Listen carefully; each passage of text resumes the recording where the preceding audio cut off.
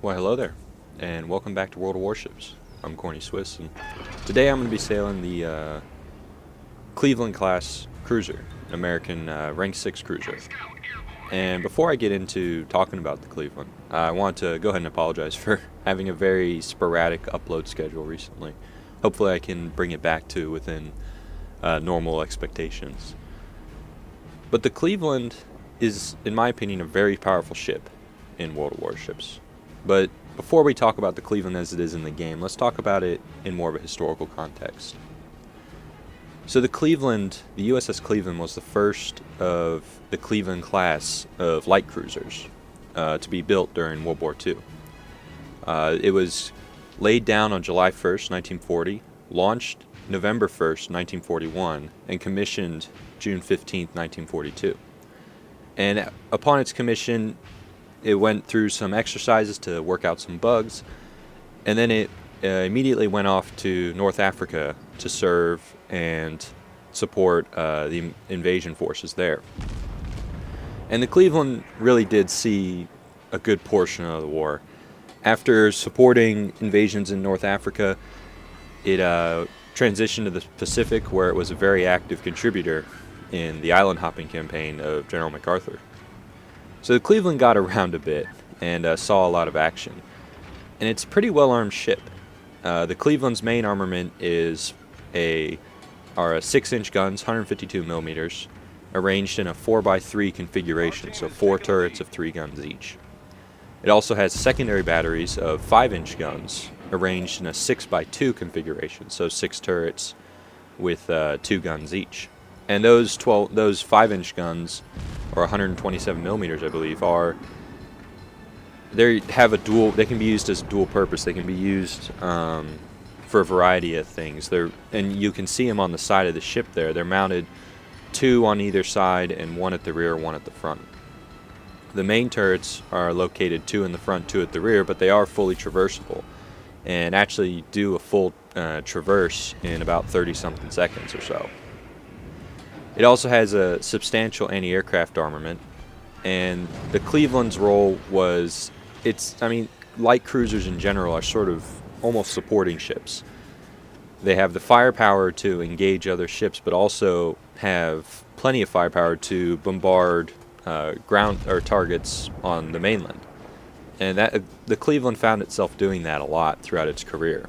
It would be bombarding fortifications and things like that, simply because the island hopping campaign required a lot of invasions, and having a bunch of Cleveland class cruisers is a good way to soften up opposition. The Cleveland we have in the game is a very potent cruiser. Now, it doesn't have torpedoes like its predecessor, the Omaha and Phoenix, do, but it does have 12 main battery guns. And that's pretty big. The Cleveland can just lay down fire. The rate of fire is really good, and just those guns, 152 millimeters is nothing to laugh at. Now, granted, the next ship in the line gets 203 millimeter guns, which I imagine I haven't gotten there yet, but I imagine are significantly more powerful. But 6-inch guns are fine. They'll get the job done. And cruisers kind of fill that medium tank role, where it's not about how much damage you do per shell, it's about how many shells you fire. And if anything, in World of Warships, firing more shells is a pretty good idea, because the key way to destroy enemy ships is citadel penetrations. That's primarily why a lot of times I find myself using AP rounds, just because I want to hit citadels and penetrate and one-shot ships. It's way better if you do it that way. And the Cleveland's pretty effective at that, just because of how many shells it can put down range and the speed at which those shells get on their way to the target. There's been times in my Cleveland where I've come across another powerful ship and launched a salvo. I think, if I remember the statistics right from the salvo, I believe I fired all 12 guns, 9 hits, 6 of them were citadel penetrations, and I think I did somewhere on the order of his entire health bar. I have no idea how much damage was actually done, but suffice to say, I had fired a couple salvos prior to that, and suffice to say he was dead at that point. He exploded. It was nice.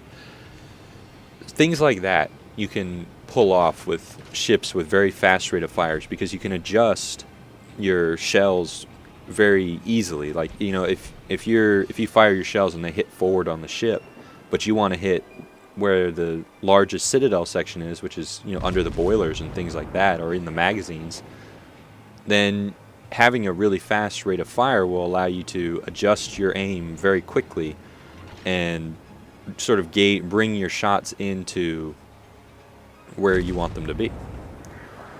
So now that is going to be a very unfortunate cruiser. My first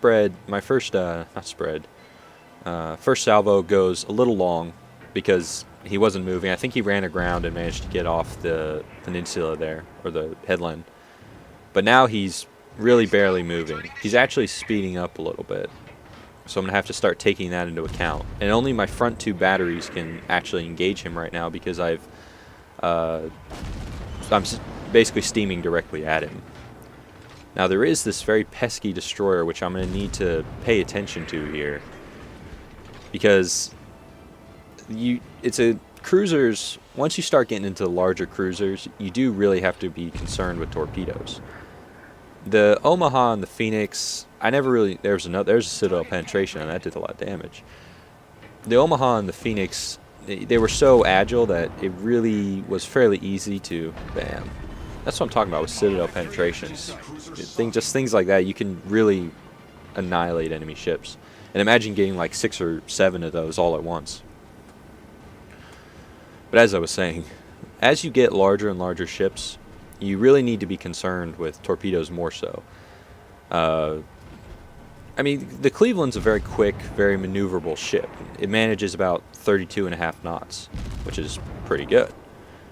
The issue is it is, you know, kind of a large ship. You know, it's certainly larger than its predecessors. And in order to swing that ship around, it takes a little bit more time. There's some momentum behind it. Nope. That destroyer managed to launch off some torpedoes that I mean, he was broadside onto me, so I really should have known that he was launching torpedoes. But bam, bam. Oh, we took a bunch of them. Oh, that one faded out. That probably would have done me in. There we go. Use the repair crew. Now, my ship is absolutely crippled.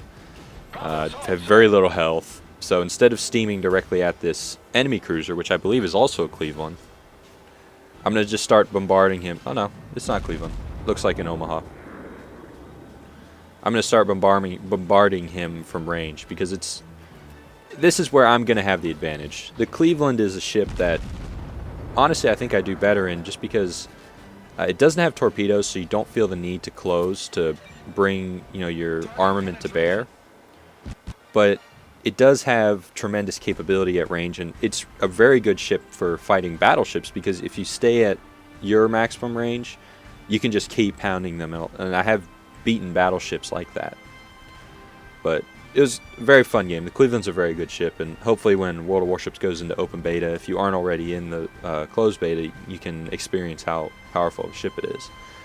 But anyway, thanks for watching. I've been Corny Swiss, and I'll see you next time.